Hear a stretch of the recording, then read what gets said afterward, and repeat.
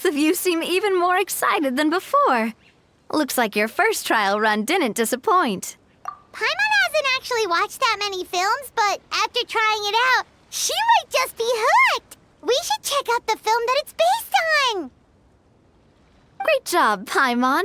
That's exactly what our enthusiast friends were hoping you'd say. They'd be beyond delighted to hear that visitors are curious about the films that inspired these attractions. Some have even been willing to contribute extra funds out of their own pockets. Where budgets have allowed, of course. Out of their own pockets? That's right. While the Spina di Rosula covers the cost of basic booth materials and rental fees, many fans have personally funded promotional materials and related merchandise. The cost of the booth itself isn't their main expense. Some of them have already started designing spin-off products inspired by film characters. Take our official mascot, Surintendant Chevalmoran, for instance. She won second place in the last most popular character poll for the comic film category, and was even dubbed the pinnacle of round, bouncy cuteness. Many people have expressed interest in designing cushions based on her image, using the highest quality fabrics and hiring the most skilled artisans to mass-produce them. These cushions will officially go on sale at the next convention alongside lots of similar products. Don't worry. As Surintendant Chevalmoran's guardian and official image rights agent, Farina's already getting 60% of the sales revenue. After all, the fans are doing this voluntarily, not for profit, but to promote Surintendant Chevalmoran's adorable image. The more Mora ends up in Farina's purse, the better Surintendant Chevalmoran's meals will be.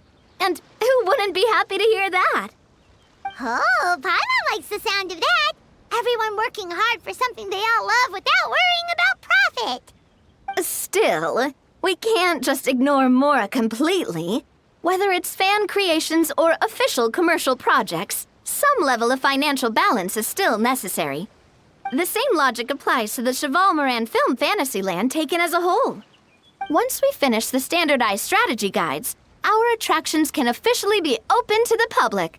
But we can't take personal charge of the ticketing process. There's plenty of work to do at the various booths, and the park itself is a work in progress. We'll need to assign dedicated employees to maintain and manage each attraction. There's a recruitment section on the park's bulletin board. We've received many applications, and each candidate has their strengths. Our job is to match the best candidates to each attraction based on their overall performance. Once assigned, the staff will keep the attractions running, ensuring a continuous revenue stream. Wait, so we've suddenly gone from being playtesters to heads of human resources? That's definitely a first for us. Just don't hold everyone up to your own standards, okay? You can't expect everyone else to be as capable as you. All right, time to review some resumes. Fingers crossed we'll get some exceptional candidates.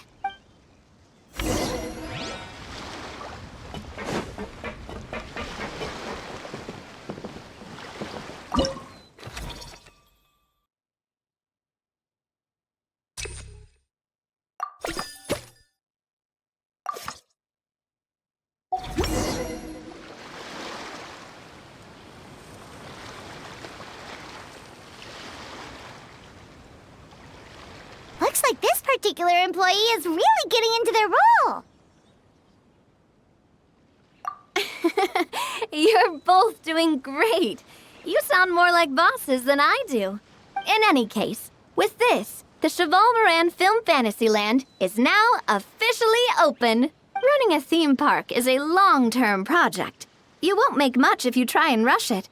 We're just about done with our current work setup, so let's take a short break and wait for this cycle's revenue report to come in.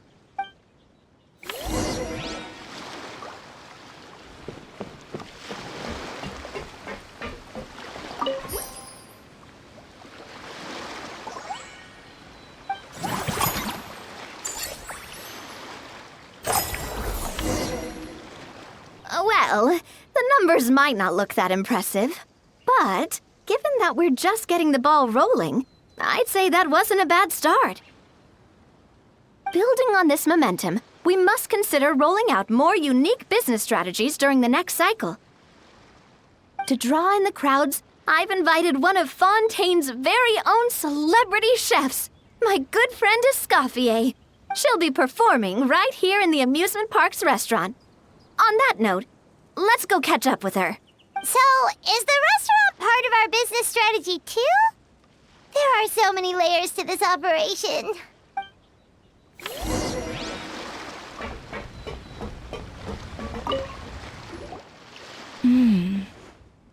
The restaurant is up to standard, and the waterside location will make for a unique dining experience.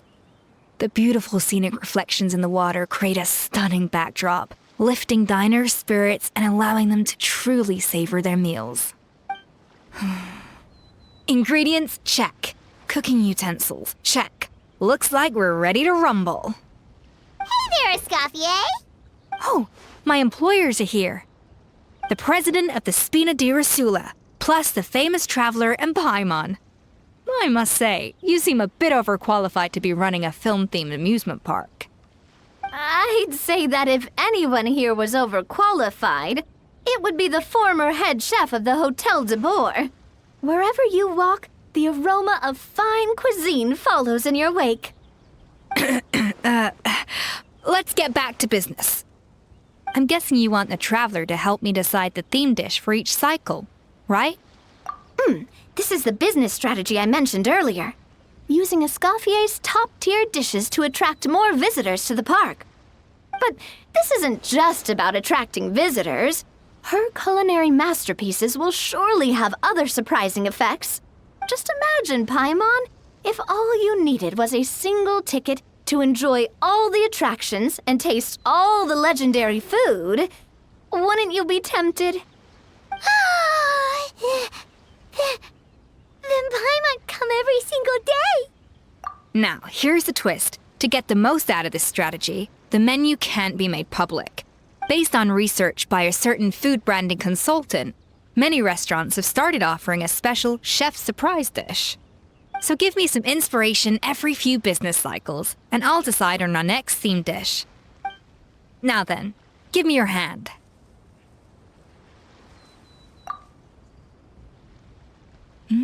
A warm and energetic feel. Your hands are calloused from wielding your sword, but still quite delicate. When you grasp its hilt, it's like you're holding the bow of a violin. A sword, then. The theme this time shall be strength. All right, let's find out what strength looks like in gastronomical form.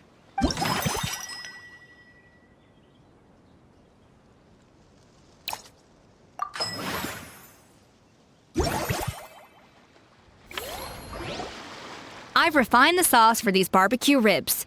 It's a richer flavor than the classic version, but not at all greasy. The mint extract in the seasoning leaves a refreshing aftertaste, perfect for indulging yourself after a fun-filled day. But if you ask me, I'd say the artisans need these more than the guests. The artisans? As I'm sure you've noticed, this park isn't quite finished. A serving of these barbecue ribs should help the artisans replenish their strength much more quickly. As their bosses, you have an obligation to provide meals for them. So why not invite them to dine here? Who knows? The morale boost might even improve their productivity. Oh, if I recall correctly, You once served up some special fish and chips for the porters over at the Fleuve Centre. For several days after, the workers were all incredibly efficient. They'd finish 8 hours of work in just 5. And then, because they clocked out early, they'd come back completely refreshed the next day. Then there's no time to lose. Go invite the artisans over while these ribs are still hot. I'll prepare some side dishes and desserts too. That's a great idea! You really live up to your reputation, Escoffier. Looks like these themed dishes are gonna make a huge difference after all. We'll have to make sure we check in with you regularly. The artisans are pumped and ready to roll thanks to that themed dish. And perfect timing, too. Let's take this chance to take the facilities of our Eclectic Escapades to the next...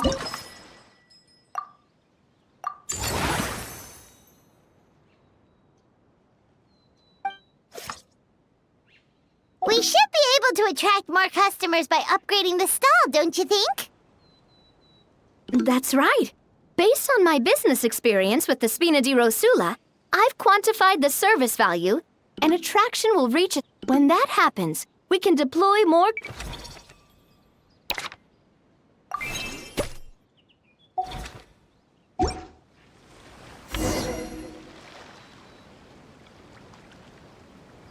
Whew.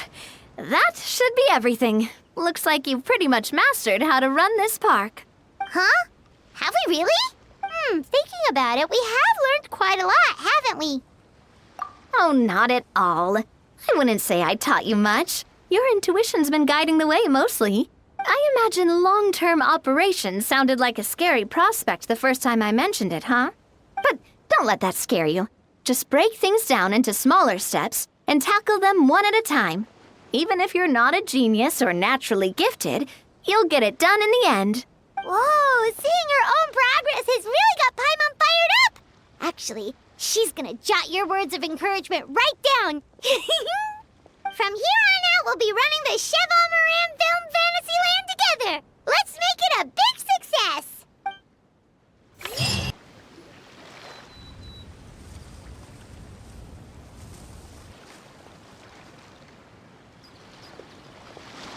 Traveler, it's you! Ready to join the Cheval Moran Film Fantasyland crew? It's time, dear partner and Paimon, for us to turn our attention to the Cheval Moran Film Fantasyland. As I mentioned, the park was started up by enthusiasts who brought in the Spina di Rosula to handle the planning, construction, and operations. Of course, enthusiasts aren't typically all-around experts. They usually stick to designing the event booths. We, for our part, handle long-term operations and develop standardized strategy guides for the different activities. Long-term operations? Strategy? It all sounds so complicated. We spend most of our time adventuring, and we barely have any experience running a stall. Do you think we can handle this? That's more like it. You've seen it all before, haven't you, partner? I'd even go as far as to say you've shaped some of Tevat's biggest business ventures. Anyway, first things first. Let's get an overview of how the whole festival's gonna be run.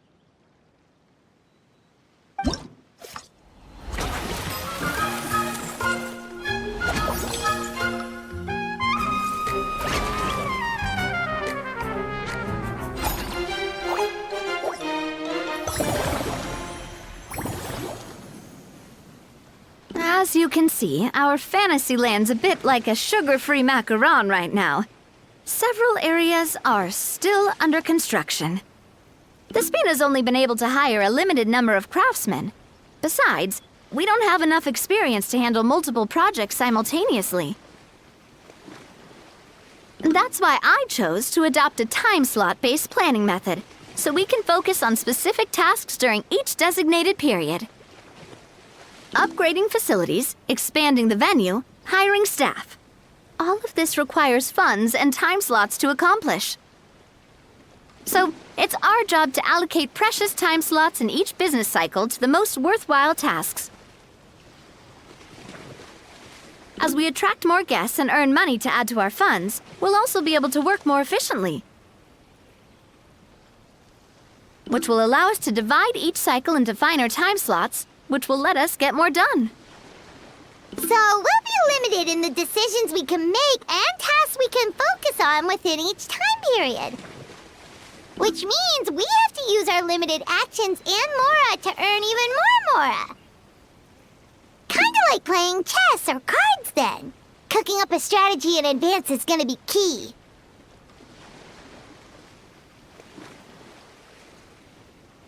Paimon thinks she just about gets it. How do you feel about it, Traveler?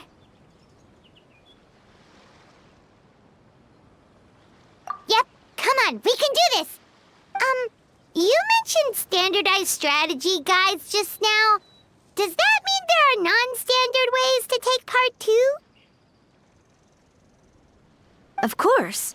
Film and entertainment mean different things to different people. And there's gonna be a wide range of exciting activities for people to try out. If we're not careful, some visitors might wander off and end up getting in trouble. And others might pick up dangerous props by mistake. To avoid confusion, we need to create a standardized strategy guide for each activity. Just think of it like a walkthrough. Wow, if we're the first ones to test out the activities, who knows what surprises there could be waiting for us? But if we hit a tough spot, we'll just have to rely on our skills to carry us through. Hopefully it goes without saying that I'd never put you in danger, partner. I carefully checked all the existing activities before you arrived, and I can assure you that they're all perfectly safe. I also wanted you to experience the activities before anyone else gets to. It'll be fun. Plus, we'd like to hear your thoughts and suggestions. Oh, those are two things Navia is best at! Making people feel safe and having fun! Great! Well, I can't wait to hear what you think. Your input is super important to us. All right, then. Let's start with Eclectic Escapades and put our first guide together.